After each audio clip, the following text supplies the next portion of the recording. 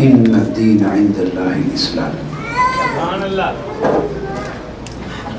صدق الله مولانا العظيم.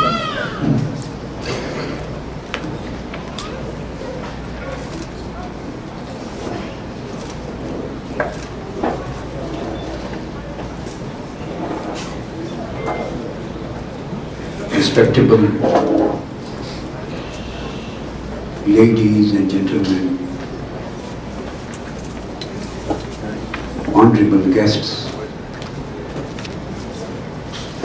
and participants of this event today.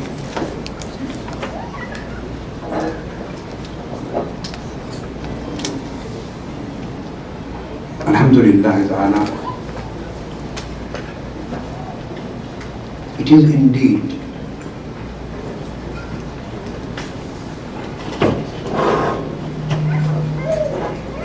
an occasion of pleasure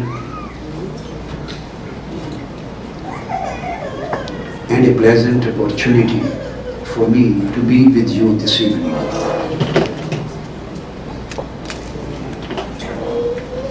I would like to congratulate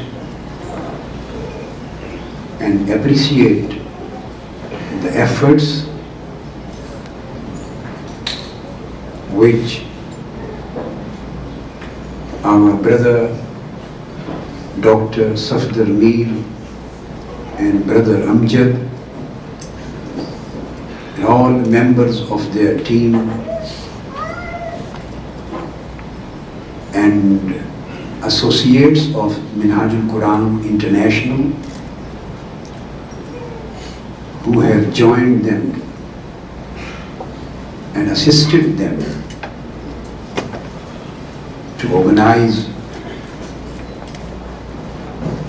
this great event today.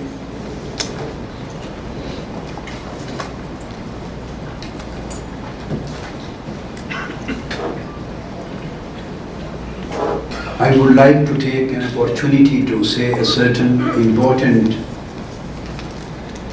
words and to explain some very significant aspects of Islamic teachings,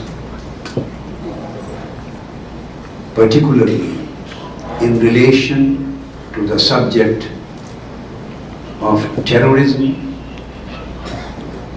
and suicide bombings in the light of stance and teachings and commandments of Islam and Quran and the Sunnah, the traditions of Holy Prophet sallallahu alaihi wasallam.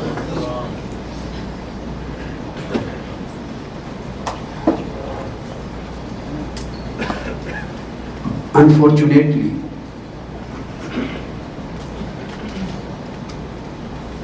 the concept of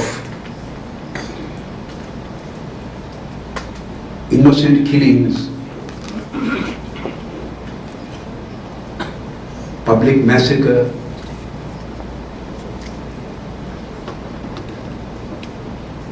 and a feeling of unjust political and military behavior of some Western governments towards some Muslim countries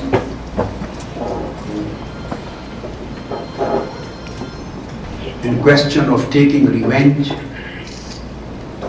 in order to protect the larger interest of Muslim Ummah, the concept of fulfilling the responsibility and a perception that Muslim countries are not doing enough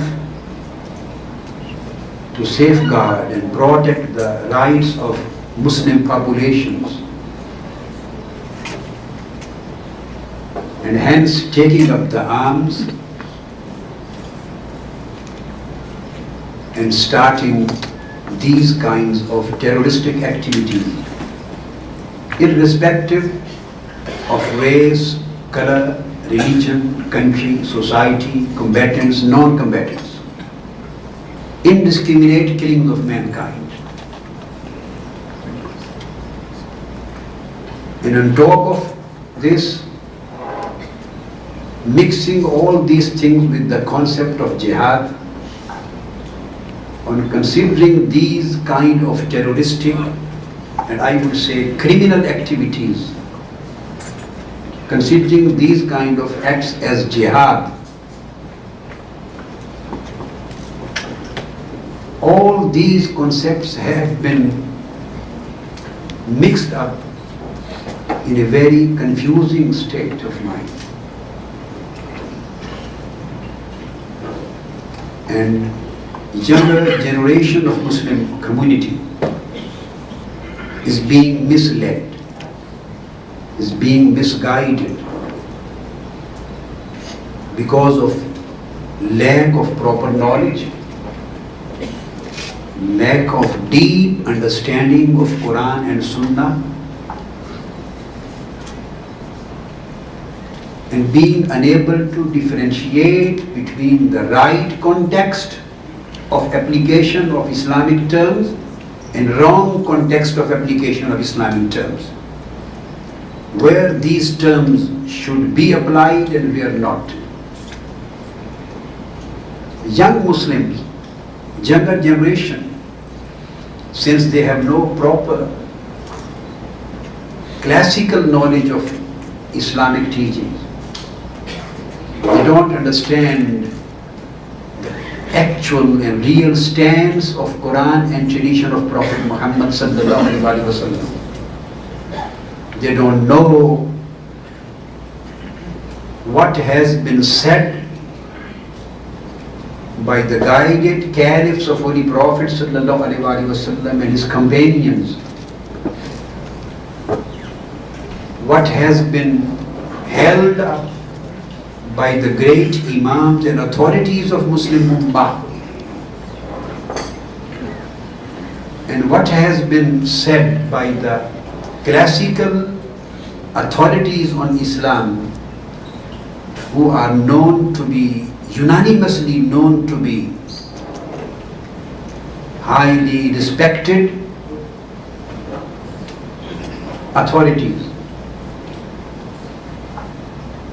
Younger generation, our youngsters belonging to the new time, they don't know language, they don't know Arabic, they don't know the classical principles of interpretation of Quran, the classical exegetical principles of interpretation of Hadith, the jurisprudential principles of Islamic law,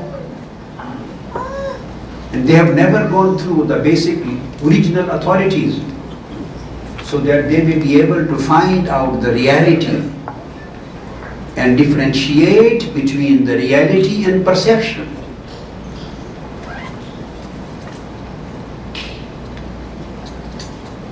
Because of these, and at the same time there are some political global events going on, right or wrong, there are certain perceptions and certain concerns of the Muslim communities. There are certain unfinished and uncompleted agendas, political agendas all over the world, and particularly in Middle Eastern countries of Islamic world. And this perception that issues are not being properly addressed and concerns are not being properly addressed and solved. So these issues have become the grounds of recruitment for terrorists. And these have become the one of the basic factors, I would say one of the factors through which the younger Muslim generations are being, their sentiments and emotions are being invoked. And hence they are being misled by wrong application and wrong understanding of certain concepts.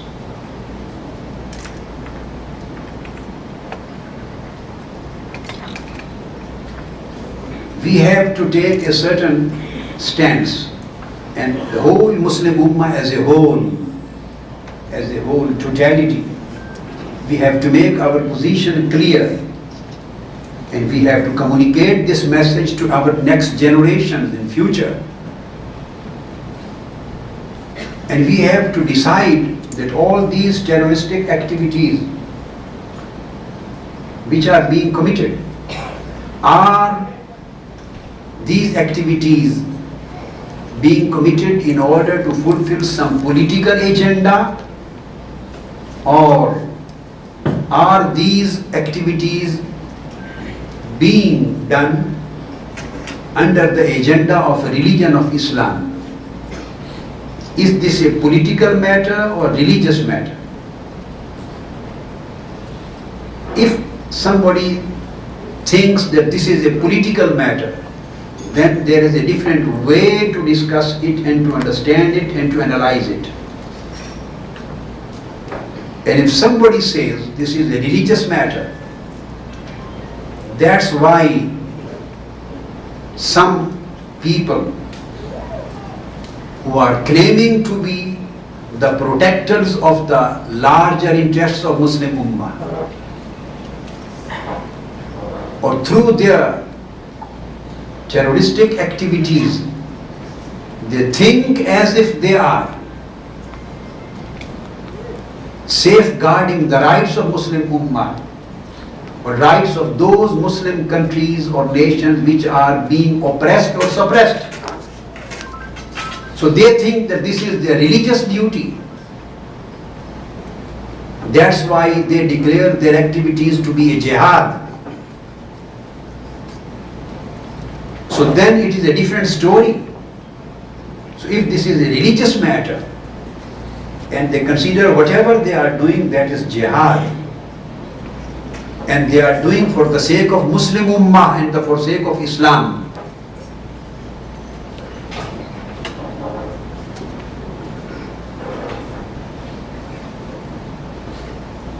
so then we have to stick to certain rules, regulations, commandments, basic principles which have been laid down by Quran and Sunnah of Holy Prophet sallallahu alaihi wasallam. Nobody has an authority to give the nomenclature or to give the title of Islam or jihad to his own wishes, to his own personal perceptions, to his own personal understanding and vision. No. Then in this case we have to decide the matter in the light of Quran, the divinely revealed book, which is the basic document of guidance. And we have to decide the matters in the light of the traditions of Holy Prophet sallallahu alaihi wasallam, and his practices and his behavior and his conduct and behavior of his guided caliphs and his companions and then their companions and the classical Islamic authorities. So then we have to decide the matter and position in the light of certain principles given by Quran and Sunnah. So of course, our youngsters, those who are blowing up their lives through suicide bombing, and those who are indiscriminately killing the non-combatants, the civilian populations, Muslims and non-Muslims, in non-Muslim countries and in Muslim countries too. Those who are indiscriminately killing and they think they are in a process of jihad, then I would advise them just to calm down and try to understand what Quran and the Prophet of Islam has communicated to us. Let us make the case